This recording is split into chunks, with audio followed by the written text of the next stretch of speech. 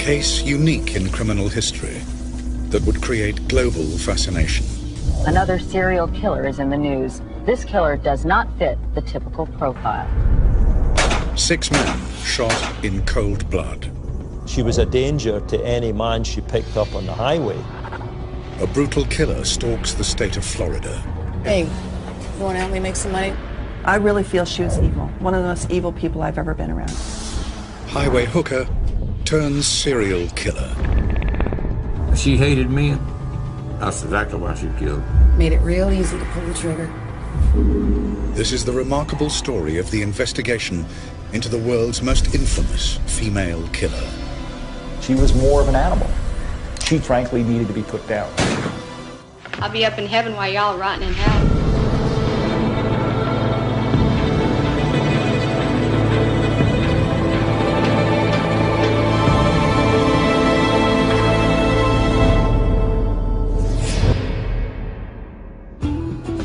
Daytona, Florida's most famous beach and a magnet for holidaymakers and America's retired.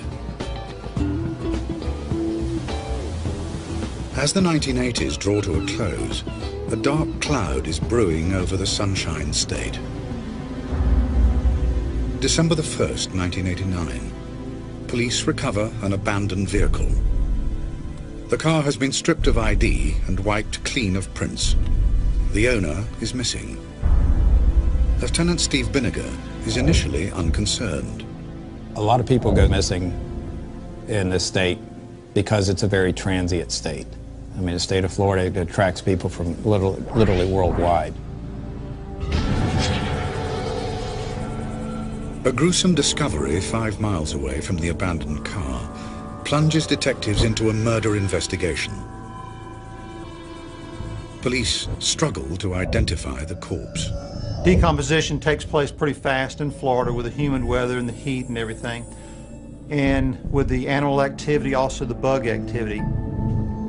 Senior crime lab analyst Merv Stevens is familiar with the difficult process of identifying bodies. A lot of times the performing doctor will go ahead and remove the hands, send them to a crime laboratory, and then I may have a day or two to work on them. It's a very tedious process, something that we don't look forward to doing, but somebody has to do it. From the fingerprints, police identify the victim as divorced electrician Richard Mallory, shot 4 times with a .22 caliber pistol. What are you doing?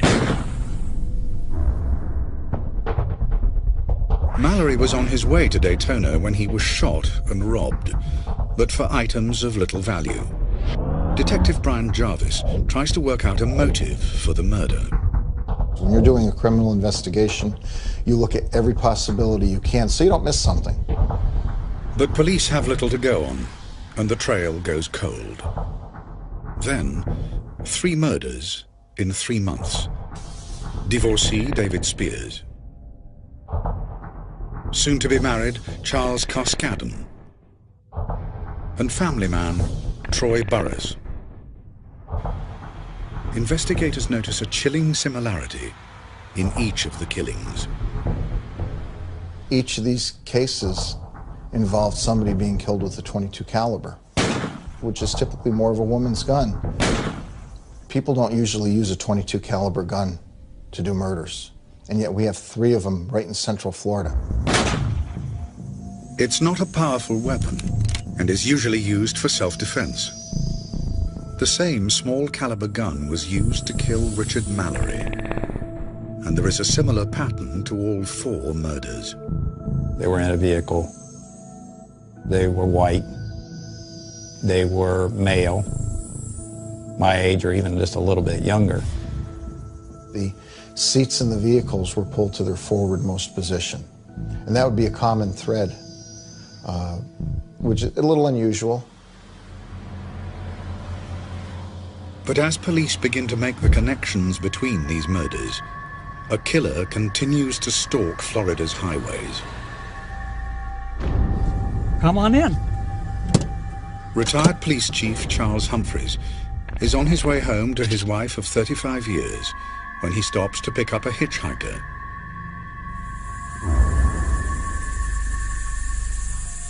If you want money, I've got money. With a fifth man lying dead, police are rocked by the realization they are hunting a serial killer. A task force is set up to analyze the murders and draw up a profile of the killer.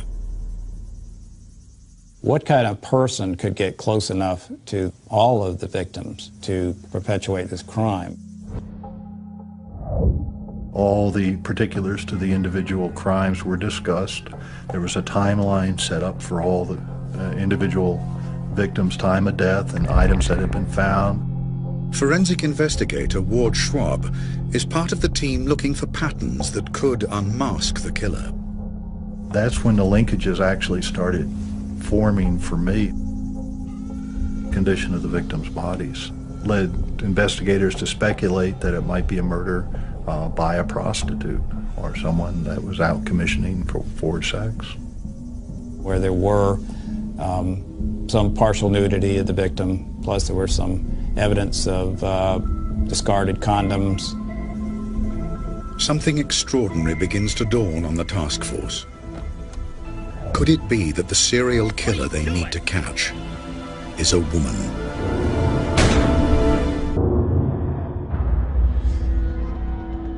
Get out of the car! 5 men shot. Their bodies and cars scattered across Florida's interstates. Just move now. County detectives believe they have a highly unusual case on their hands. They suspect the killer they are looking for is female, soliciting along the highways to get close to the men she robs and murders. There was no other documented female serial killers that we could think of. You wonder, how do they act as compared to a male serial killer? The 5th and latest victim is retired police chief Charles Humphreys, who was returning home from his job as a child welfare officer. When we examined the body further at autopsy, it looked like he had actually been spinning and was being shot as he was turning, like he was trying to get away. The painstaking search for clues at Florida's Central Crime Lab is frustrated by the killer's attention to detail. Lab analyst Merv Stevens processes the evidence in the hope of finding a single print. The individual that was committing this crime was very methodical as far as trying to wipe down all the evidence that they knew possible that may lead the crime scene back to them. Frustrated by the lack of evidence to move the case on, unsolved crime files are reopened in a bid to try and find a lead. The case of missing missionary Peter Seams stands out. Peter Sims was a middle-aged man traveling alone on Florida's interstate. Investigators discover that Seams' abandoned car was found not far from where the 4 other victims' vehicles were dumped. We felt there could be a very good connection here between Peter Sims' vehicle and the other homicides that were occurring. Other cars had been wiped clean, other vehicles had their license plates removed, and every other vehicle had the seat pulled forward. But with the Seams case, there's one crucial difference. The missing man's car has been crashed, and there is a vital piece of evidence inside. A bloody palm print.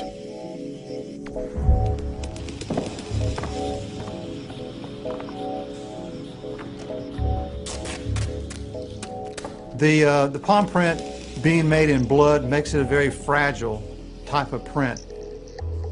If you start moving around too much, the print will actually almost just fall to pieces. It's the first definite clue for the investigators. I theorized that she had touched her forehead and noticed that she had some blood. In grabbing the armrest to release the door handle is where the palm print was found. And unless you take the armrest off, you wouldn't see the palm print. Finding the killer's print is a major break. Merv Stevens works on the critical job of analysis. But the Seams case has provided another vital lead. The police have an eyewitness account from a local resident who was close to Seams' car on the day it was crashed and then dumped. There were a couple people outside of her house using her hose. She noticed they had blood on them, and they were rinsing the blood off. Detectives are staggered. A whole new twist is added to the investigation.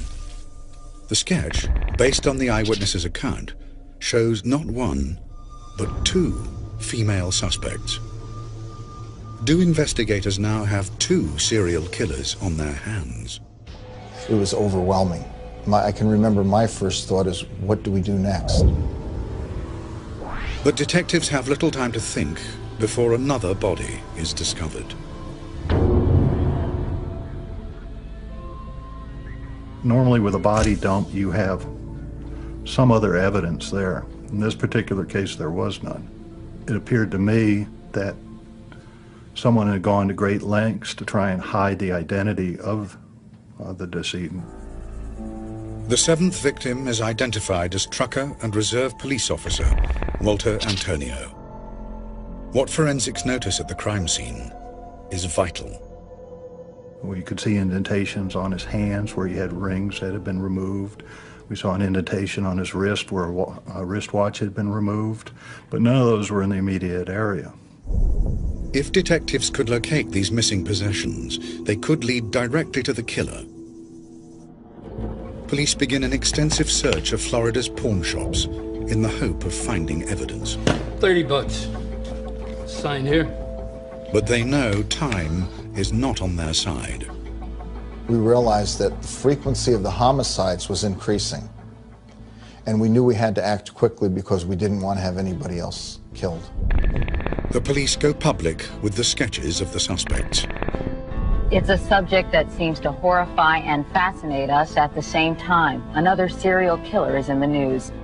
This killer does not fit the typical profile. It was a tough decision because once you release that, you don't know how the public's going to react, if they're going to panic, if they're going to help, what's going to happen, and you really have to be prepared for it. And at this point, we were prepared to release them. Within hours of the report, hundreds of tips come flooding in. There was a sketch of a lady that looked very much like the lady I picked up the night before. It said that they suspected there might be a woman going around as a serial killer. And it said, you know, if you've had an encounter with anybody that resembles this person, you know, contact the police. So I told my wife, I said, I should probably give the police a call, and I did. Ted Teschner is one of many who respond to the appeal for information. I was heading north on the road and pulled over because I thought at the time that you know, a lady getting picked up by some guy might get hurt. I thought I was doing a nice thing by picking her up, and I said, well, you know, you're welcome to take a ride in there. She got into the car. She had a bag that she was fidgeting with in her hands. She asked me, you know, do you think I'm a prostitute? And I thought, that's a strange question. I said, no, I just thought you were a lady that was in need of a ride. I wasn't picking her up to get those services, so, you know, she didn't want to stay with me long. The investigators can now begin to build a profile of the suspects. The leads coming in were pretty good. You don't always get that lucky. They point to two women who stay in the Daytona area, who match the description of the eyewitness sketch. Part of the leads indicated that they had stayed at the Fairview Motel under the name of Cammie Marsh Green in room number 8. We had the Volusia County Sheriff's Office check their pawn records to see if there had been anything pawned in any of these names. And what they found was that Cammie Green had actually pawned a couple of items. We got the pawn tickets from them, and one of those pawn tickets included the items that had been taken from Richard Mallory: a radar detector and a 35mm camera. Let's fill this out. Police quickly realize that Cammie Marsh Green is a false name. But the pawn shop has provided detectives with a vital piece of evidence. All right. At that time, you were required to put a fingerprint on the pawn ticket. Well, fingerprints don't lie. Thumbprint here.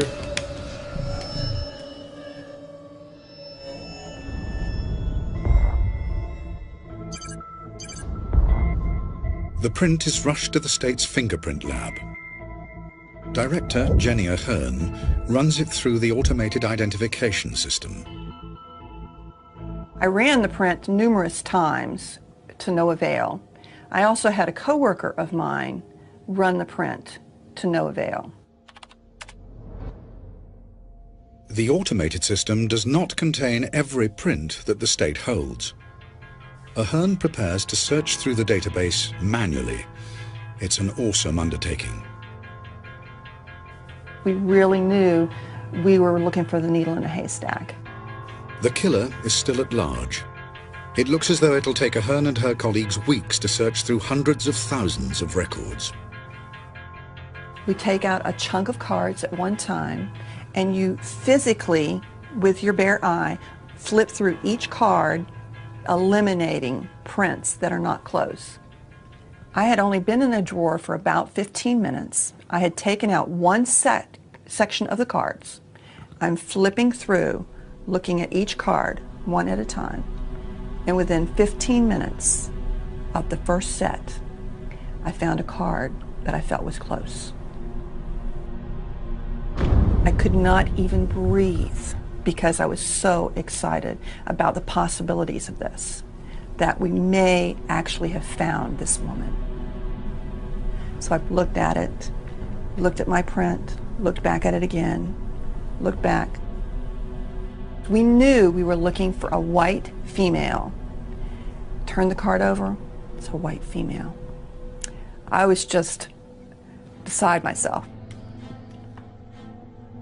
They trace the print to a woman whose name is Eileen Wuornos. Take care. She had been previously arrested for possession of a .22 caliber 9-shot revolver. So we're thinking, this is definitely a person that we need to take a hard look at. Investigators need to establish detailed information about the prime suspect. Hey, baby, how much? Come on. She traveled in these circles of, drugs and alcohol and prostitution. She seemed to always gravitate back to the Volusia County area. We decided to put some surveillance teams out. It was very much a long shot. The team begin combing Daytona in the hope of tracking Wuornos down. Mike Joyner is one of the undercover officers trawling the bars, while his colleague, Tom Tittle, is part of the backup squad. We were essentially divided up into shifts. Myself and a few others were on the midnight shift, so sleep during the day, and at nighttime we would go around the city trying to fill in into the bars, into the low-life areas. Joyner poses as an out-of-town drugs dealer from Georgia, looking for a good time. We'd go to a bar and get out and go in and belly up to the bar and kind of drink a beer. The trail for Wuornos leads them to a notorious biker bar, the Last Resort. It was pretty unique. The ceiling was made up of bras and women underwear, where they had evidently taken them off and put it in the ceiling, stuck them up in the ceiling with pins and stuff.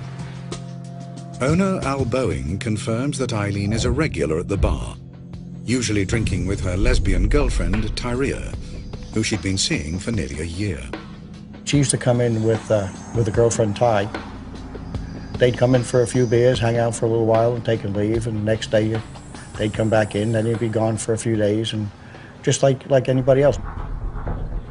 But days go by, and neither woman shows up. Detectives discover that Tyria and Eileen have separated, leaving Wuornos broken-hearted. They fear she may have left town. Finally, one night, I got lucky, and I walked in the bar, and there she was. The investigators had put together as a sketch what she looked like, and there was no doubt the lady I was looking at in that bar right then was Eileen Wuornos. Want to help me make some money? No, I'm not interested. Yeah. Get out of here. She made it quite clear that she was a lesbian, and she was a streetwalker, and that's how she made her money. Have detectives finally cornered the killer? State Prosecutor Dave DeMoore knows the stakes are high. If she were to lose surveillance and go out and kill somebody, can you imagine trying to explain that to a group of journalists Why, knowing that you have the chief suspect, that you were able to lose her and she committed another murder? Want a drink? Damn right. Can Joyner lure the streetwise Wernus into his trap? He needs to secure evidence so police can charge her with murder. If he fails, Wernus walks free and more men could die.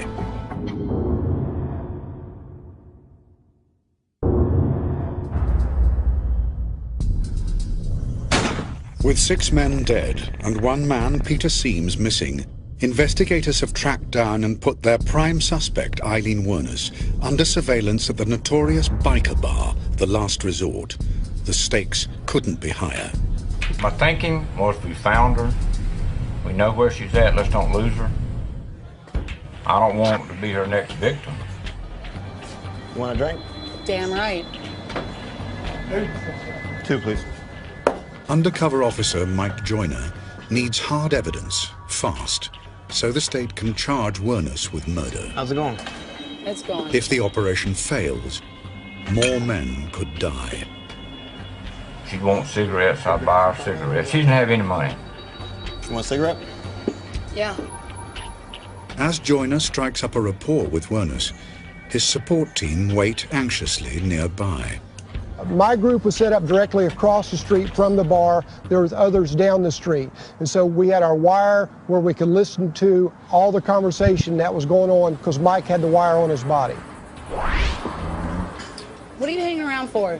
You gonna screw or what? We conferred with the undercover officers too, because they would come and go out of the bar.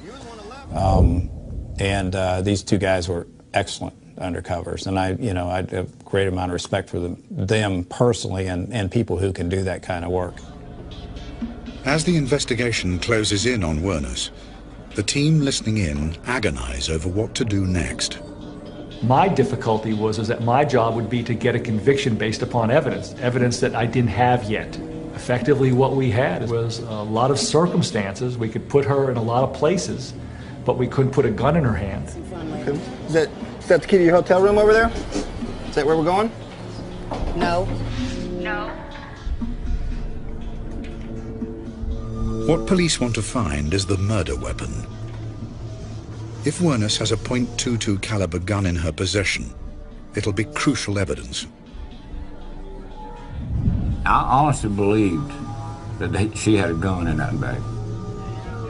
So what you got in the suitcase? A little something sexy for later? Damn it! One more, relax. I'll get you another one. I'll get you another one. Relax. It was starting to get intense because we knew we can't lose her, and of course the safety of the officers was paramount.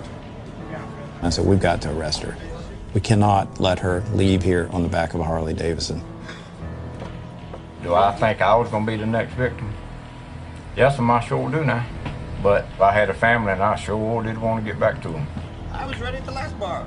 The plan is for Joyner to lure Wernus outside, so armed officers can arrest them both, making sure that Joyner's role as an undercover officer is not revealed. I said, I'm going to go get a motel room. I'm going to bring you the key. You need to go take you a bath because you stink. You okay? Just stay here, all right? I said, you stink and I stink. We ain't bathed in 2 or 3 days. I guarantee you now, some of us need some water and soap. Hey, look what I got. Look what I got. Get your bag. Let's go. Come on. Come on. We got my beer. Don't get lost. Don't get lost on me here, dog. Stop! Stop! Police! What's this about? Hands behind your head. What's this all about? I didn't do anything! I didn't do anything! They had to put us in the back seat of a patrol car together. And I really jumped on her pretty hard at that point. What the hell did you do? Why were you in here? I don't know. I think they think I killed somebody.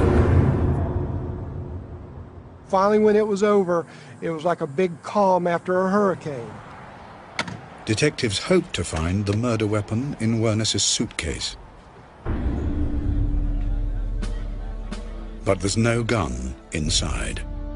Now, once you take somebody into custody, there's certain time limits that you can hold them in custody depending on, the type of case. So, the clock was ticking against us. Police can only charge Wuornos with an outstanding firearms offence from the late 80s. There is real concern that without sufficient proof to charge her with murder, Wuornos could soon be back on the streets. I think I made it very clear to the investigators that they had jumped the gun, in my opinion, that I was very unhappy with their decision, that I didn't have a case that I could prosecute successfully based upon the evidence as I saw it at that point. To make a murder case, detectives have to link Wuornos to the crime scenes. Lab analyst Merv Stevens can finally compare the bloody palm print he found in missing man Peter Seam's car with an arrest print taken from Wuornos. Once I have my photograph of the area, I try to look for identifiers. In this case, this flexion crease that is appearing in the latent left and also in the inked palm print. Then I try to look for the uniqueness, and you can go through and find points of identity in both photographs. And I made a decision that it was her palm print that was left in Peter Sims's vehicle. But the palm print does not help their case. Police have not found Seam's body. Without his corpse, there's no proof of murder. With time running out, detectives mount a search to track down Tyria Moore, the second female suspect from the witness sketch, and Wuornos' ex-girlfriend. We didn't know with Tyria Moore how much she was involved at that point either, but we needed to locate her because we felt like that was going to be critical. Officers tracked Tyria down to her sister's home in Pennsylvania. I wanted to afford Miss Moore an opportunity not only to help me build my case, but to prove to me that she was not involved. And I felt the best way to do that was to put her in a position to assist us in our investigation and set up a surreptitious phone call between she and Aileen Wuornos where they could converse about what had happened. Police realized that Tyria could be the key to securing a confession from Wuornos. The confession was critical to breaking the case. I mean, to actually making it from, well, this is probably the person that did it, to convicting this person. Tyria agrees to help. Police set a honey trap. I'm getting scared. Wow. I definitely don't think there's anything to worry about. Well, I'm pretty damn worried. I'm not going to let you get into trouble. We were sitting right there listening, and she was very nervous about it and worried about it. And she had feelings for Eileen. You could tell she did. But I'm not going to jail for something you did. This isn't fair. Yeah, I don't think she wanted to go to jail for it now. She wasn't that fond of her. You didn't do anything. You evidently don't love me anymore. You don't trust me or anything. I mean, you're going to let me get into trouble for something you did. Listen, quit crying and listen. I can't help it. I would die for you. Would you? That's the truth. I'd gladly die for you. I'll just wait for you on the other side. I love you. I really do love you. I love you a lot. I don't know whether I should go on living or just... I'm not going to let you go to jail. If I have to confess, I will. Eileen, we have 6 murdered victims. I want to know. It's make or break time for the case.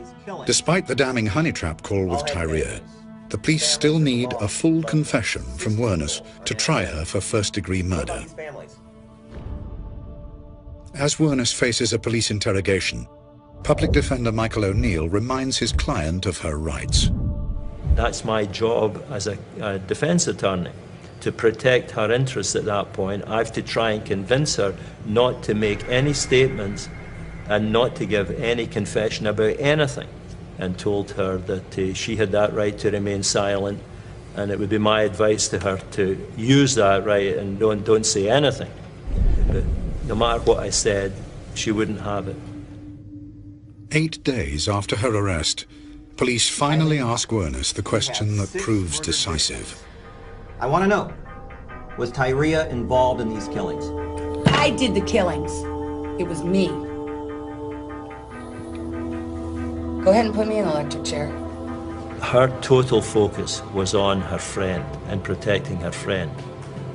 She showed absolutely no concern about herself and her own fate. The police tactic of convincing Eileen of the need to save Tyria from prosecution has paid off. Had it not been for that connection between her and Ty Moore, and I would give her this as far as some humanity, she was attempting to protect Ty Moore. You can't take that away from her. There is a link of humanity there. That's one of the only decent things that I saw her do. The more she talked to him, the more I realized that the consequences for her would likely be severe. Most of the time I was drunk as hell. It really didn't matter. I was a professional hooker. I give him a little shit, you know. Made it real easy to pull the trigger. Forensic psychologist Dr. Glenn Caddy is shocked by the picture that emerges of Werner's descent into a life of crime and prostitution. It was clear that this woman had an exceptionally, profoundly impaired history. I know that there was a substantial amount of child sexual abuse to which she was subjected. Abandoned by her mother and paedophile father, Werner was brought up by her grandparents. As an escape from the savage beatings from her grandfather, Laurie Werner, the young Eileen quickly learned to blank out her emotions and use any means by which to gain acceptance. By age 7 or 8, she was hypersexual. I believe the records indicate that she was called a cigarette pig. And the issues were that she would swap sex by age 8 or 9 for whether it be oral sex on a man or intercourse, for cigarettes and for money. The whole rearing experience and how she functioned was consistent with really high trauma events in childhood. At some point in time, I think Aileen had basically said, I've had enough. I'm tired of being taken from. I'm going to take. What more could she take than these men's lives? Having secured the vital confession, the next priority for detectives is to find evidence to make the prosecution case watertight. Is there any property that you might have collected from these victims that you stashed somewhere? Nah. I just flung them out the window as I was driving. Detectives track down a lockup rented under Werner's alias, Cammie Marsh Green.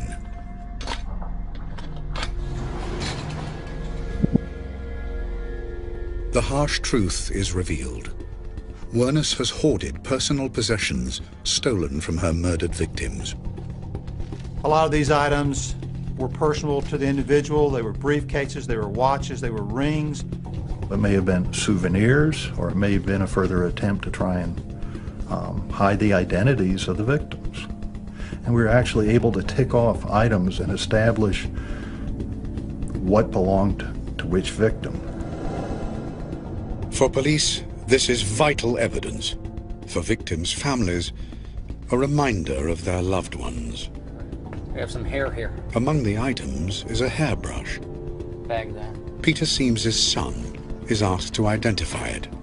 He kind of lifted it up in front of him, and his voice started to quiver.